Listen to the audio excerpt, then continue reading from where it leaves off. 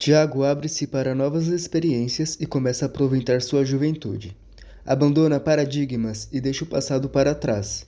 Agora ele está pronto para liberar sua libido e vivenciar experiências mundanas. Curta o vídeo e se inscreva aqui no canal. Comenta o que está achando dessa história. Se você não suportou ler, termina aqui as cartas. Fui novamente para São Mateus com Thaís e ao chegar lá, Paula, prima de Thaís, estava com um garoto muito atraente chamado André. Comemos algo e fomos para casa. Ao chegar lá, descobri que André é cunhado de Paula, o que me fez sentir um pouco de vergonha, já que havia achado ele atraente. Fomos dormir e no dia seguinte fomos uma tabacaria com Yasmin. Ao chegar lá, senti atração por uma amiga dela e ao decorrer da noite, ela me perguntou se eu estava a fim de ficar com ela. Concordei. Com isso, estávamos formando um narguilé, e ela soprou a fumaça em meu rosto e nos beijamos. Yasmin chamou a atenção de Thaís e disse, "O Tiago não era gay?" Ela entrou em estado de choque e chamou a atenção de um a um que estava na roda de amigos. "O Tiago não era gay?" Com uma voz de espanto e chocada. Depois disso, ela passou a noite toda comigo, mas minha intenção não era essa, já que estava querendo curtir a noite com o pessoal. Ela foi jogar sinuca e eu fiquei conversando. Encostei perto de uma garota que estava com seu namorado e ela deitou em meu colo. Vou apelidar ela de Vampira, nome que Thaís deu. Já vou explicar o motivo. Quando a vampira me viu com a garota em meu colo, deixou a sinuca de lado, viu até mim e me beijou, como se estivesse marcando o território. Ela me beijou durante a noite toda e eu enviando sinais para Thaís me ajudar e irmos embora, já que eu só queria ter beijado e nada mais. Estávamos no mesmo grupo e não sentia vontade em dizer que não queria continuar, mas não reclamei, pois o beijo estava bom. Passou o tempo e ela quis que eu fizesse marcas em seu pescoço, mas eu nunca havia tentado fazer isso. Ela ficou com isso na mente e ficou demonstrando como fazer isso. Sei que foi muito estranho e engraçado. Ao ir embora, ela fez questão de nos acompanhar até em casa e durante o caminho descobriu que era da capital e não de São Mateus. Então disse que nunca havia tido sorte. Quando encontrou alguém legal, ou não queria nada com ela, ou era de muito longe. Eu fiquei sem entender. Ela está pretendendo namorar comigo? Deixamos Yasmin na porta de sua casa e fomos para a casa da tia de Thaís, e ela queria nos deixar em frente. Eu e Thaís disse que não precisava, já que estávamos em dois, e ela sozinha.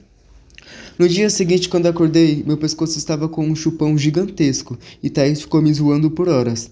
Ela disse que a vampira ficou tão na minha que quis deixar sua marca registrada, daí veio o apelido. Durante meses ela ficou falando dessa garota. Fomos para um rolê e encontrei Pablo lá. Curtimos e resolvemos terminar aqui em casa. Continuamos a beber e Pablo conversou comigo. Ele estava a fim de continuar o que foi interrompido. Não achei uma má ideia e dei uns pega nele. Nesse dia, Esther estava muito próxima de Igor. Duvidamos que eles estavam tendo alguma coisa. Fizemos algumas piadas com eles, mas até então não sabia o que estava acontecendo. O que eu vou dizer a você me deixa um pouco constrangido, mas aconteceu e eu preciso relatar. Me desculpa te fazer imaginar essas coisas. Pablo não é assumido, pelo menos foi o que eu entendi, e com isso procuramos uma forma de fazer o pessoal não notar a nossa presença. Nos beijamos, e quando as coisas ficaram mais quentes, procuramos um lugar para ficarmos mais à vontade. Fomos para debaixo de minha escada, ficamos, e o clima esquentou.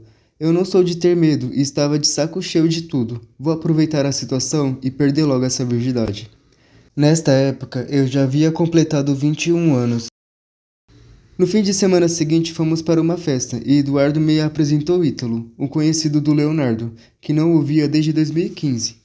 Quando voltamos para casa, Ítalo agiu estranho. Parecia que ele estava querendo que fôssemos para a sua casa, ou algo assim. Não escutei direito o que ele disse, porém isso chamou minha atenção, ainda mais por ter me sentido atraído por ele. Já era fevereiro, faltava apenas uma semana para o carnaval, e eu ainda não havia me recuperado do desgaste mental que tive ao trabalhar no banco. Eu atendi uma fila onde 90% era idoso. Eu tinha a obrigação de atender apenas um cliente, mas eu não conseguia ver uma fila de 1 hora para o atendimento sem apressar. Com isso, enquanto atendia 2 caixas ao mesmo tempo, tirava dúvida do pessoal que sabia usar o caixa, e quando acontecia algum problema, precisava parar do que estava fazendo e encaminhar para o administrativo. Minha mente não tinha descanso. Um dia antes do carnaval, fomos a um rolê com Ítalo e não prestei muita atenção no que ele e Eduardo estavam combinando. Achei que fôssemos pegar algo na casa de Ítalo. Quando vi, ele já havia me perguntado se eu não iria tomar banho.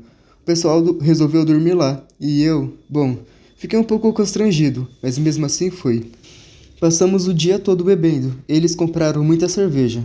Chamei Ítalo de canto e repreendi ele por estar gastando muito. Falei que não havia tanta necessidade de fazer aquilo. Ainda mais meu grupo, que nunca foi de gastar tanto. Sempre tínhamos um limite. Ao anoitecer, fomos ao Carnabronx, um evento que tem aqui no nosso bairro. Enquanto os organizadores tocavam música, estávamos bebendo e dançando. Foi um dia incrível, me diverti, dei boas risadas e fui embora. Viviane se aproximou de mim e eu fui pego de surpresa. Não sabia exatamente o que ela queria, mas foi uma ótima notícia. Saí contando para todo mundo e ela tem uma beleza de se admirar. O pessoal me disse que iria roubar ela de mim. Dei risada e disse que se eu participasse, estaria tudo tranquilo. Todo mundo disse: "Ah, que nojo! Poderia ir dormir sem essa." Quando disse isso a Ítalo, ele reagiu diferente. Uma das metas da minha vida é essa. Se eu não ter um relacionamento sério, quero ter um relacionamento aberto. Se não for assim, eu nem aceito. Nem consegui acreditar que conversei algo do tipo. Me soltar nessa parte é um pouco constrangedor para mim, ainda mais para falar desse assunto. É um dos únicos assuntos que me deixam com vergonha. Depois disso, Ítalo passou a ser mais prestativo, comunicativo. Ele dizia que era assim com todos os amigos dele, mas eu havia acabado de entrar em sua vida e percebi que comigo era um pouco diferente. Combinamos de sair e fui ao encontro dele, e combinei de encontrar ele na escola. Quando ele me viu, estava estranho. Na hora fiquei meio sem jeito, mas não falei nada.